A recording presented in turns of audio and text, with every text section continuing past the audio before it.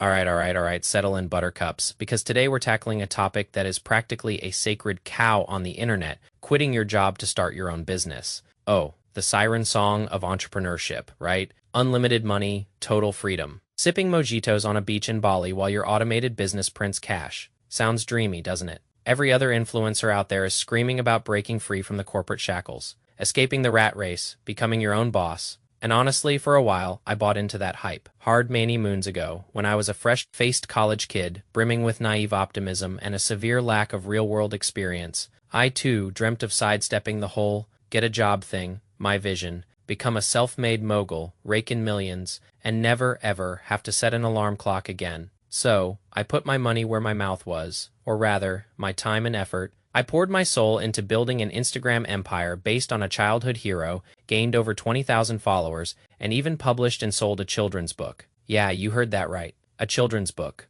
I was practically a mini mogul, or so I thought. This wasn't just a fleeting thought. This was my entire world. I ate, slept, and breathed this business. Imagining a future where I called all the shots, where Mondays felt like Fridays, and my bank account had more zeros than I could count. I was convinced I had found the secret sauce, the shortcut to wealth and freedom that everyone else was missing. The initial buzz, the moderate success. It was intoxicating. I felt like I was on top of the world, a true visionary. But then reality, like a cold bucket of water, started to seep in. To keep this little empire afloat, I had to keep pouring in time, effort, and crucially, money, and guess what? That money was coming straight from my tech internship earnings. It was a never-ending cycle, a black hole sucking up my energy and resources. My grades started to tank, my social life became a distant memory, and I was spending every single penny I earned on Instagram ads, hoping for that magical tipping point, that elusive moment when it would all become effortless. It was a colossal mess, a truly terrible balancing act. I was constantly stressed, constantly chasing, constantly feeling like I was one step behind.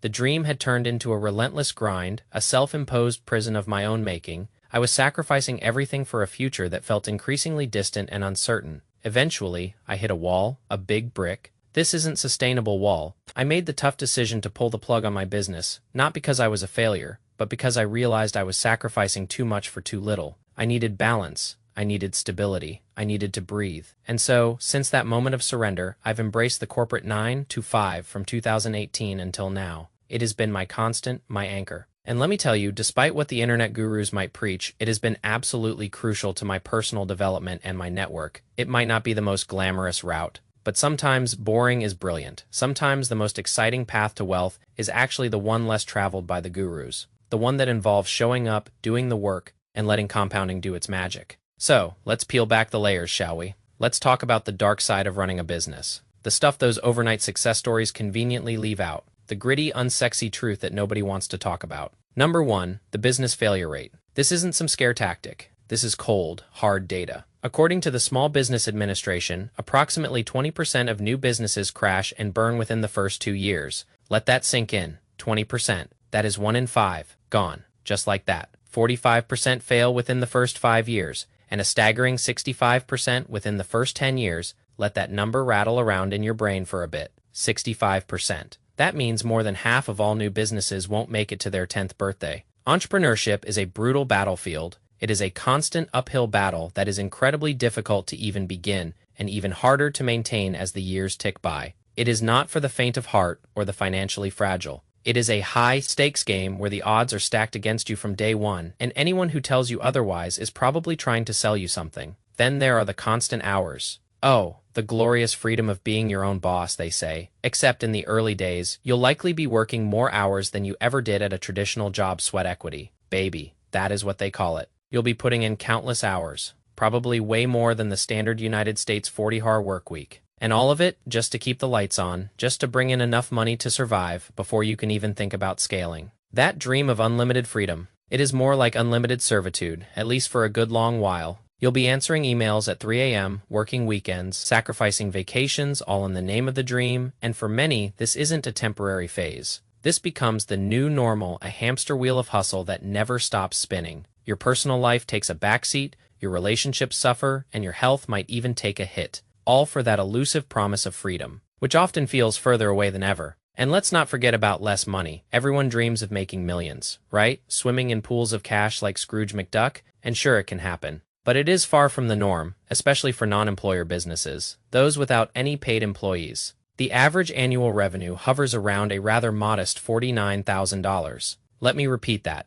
$49,000. That is often less than what many entry-level corporate jobs pay. These businesses, which make up about 80% of all small businesses, might have lower overheads, but they also have severely limited revenue streams. Even small businesses with fewer than 20 employees typically generate between $387,000 and $4.9 million in annual revenue. But here's the kicker. It can take several years, and I mean several, to even reach a point where you're making more than your old 9 to 5, which conveniently brings me to my next point: less stability, predictability. What is that? In the world of entrepreneurship, income can be a roller coaster. One month you're riding high on a big client payday. The next, you're scrambling to find work. This is a huge drawback, especially if you're at a point in your life where you need a stable income, like, planning a family, or God forbid, having actual financial commitments. Imagine trying to get a mortgage or save for your kids' college. When your income is as reliable as a weather forecast in a hurricane, you're suddenly wearing all the hats: sales, marketing, invoicing,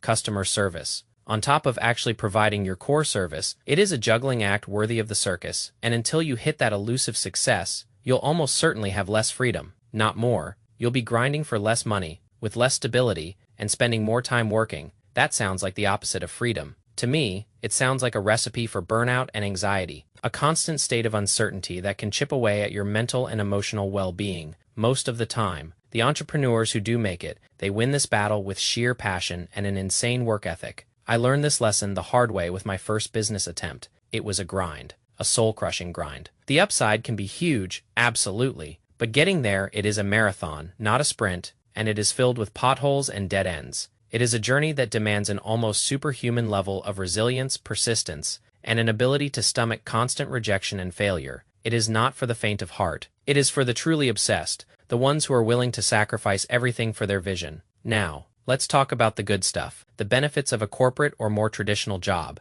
because believe it or not, they exist, and they're pretty damn good. In fact, for many, they're the stealth wealth building machine that no one talks about. Number 1, stable income and benefits. This is huge, massive, colossal. With a traditional job, you know exactly, roughly, what you're going to make every single month. No guessing games, no feast or famine. It is predictable, it is reliable. And that, my friends, is a superpower. When it comes to financial planning, you can budget, you can save, you can invest consistently. You can actually build wealth with certainty. And then there are the benefits: health insurance. Retirement plans like a 401k with employer matching, paid time off. These are things that cost an absolute fortune if you're a solo entrepreneur. If you're making $70,000 a year in your day job with benefits, you'd likely need to pull in over $100,000 as a solo entrepreneur just to cover those same benefits. Let that sink in for a moment. It is not just about the salary. It is about the entire compensation package, the safety net, the peace of mind that comes with knowing you're covered. That is a huge advantage that most entrepreneurs simply don't have. Another massive benefit of a corporate job: a growing network.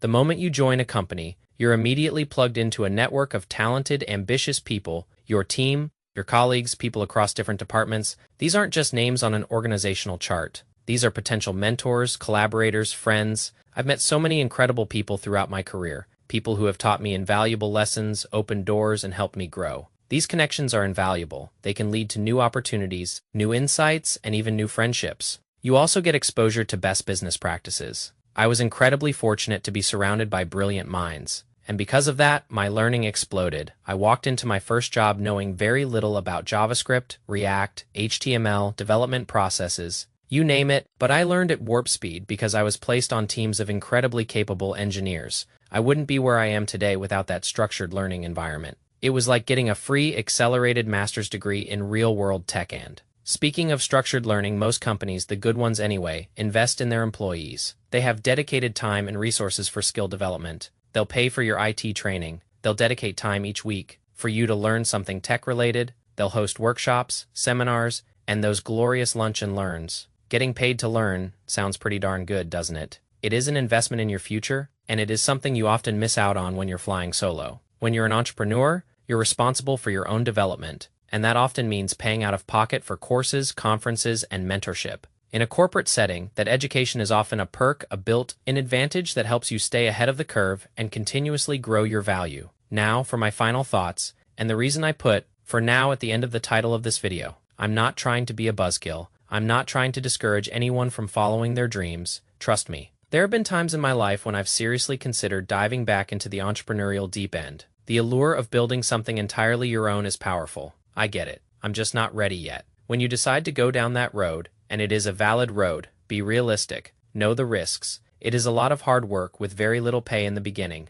It is a marathon, not a sprint, and it requires a level of grit and determination that most people simply don't possess. If you can make it past that initial grueling phase, or even better if you can start your business while still holding onto your stable day job, the payoff can be massive. Life-changing even. There is unlimited upside with starting a business, a potential that doesn't seem to happen as easily in a traditional job. You can build something truly generational, create a legacy, and impact the world in a way that is hard to do in a corporate setting. But, and this is a big but, I chose the more traditional path early in my career for a reason, and it has paid off handsomely. I've learned a ton, accumulated a solid investment portfolio, and met some truly brilliant and inspiring people along the way. My corporate career has given me the financial stability to invest aggressively, to travel, to pursue hobbies without constant financial stress. It has given me the intellectual stimulation of working on complex problems with smart people and the satisfaction of contributing to something larger than myself. Although, I don't know what the future holds,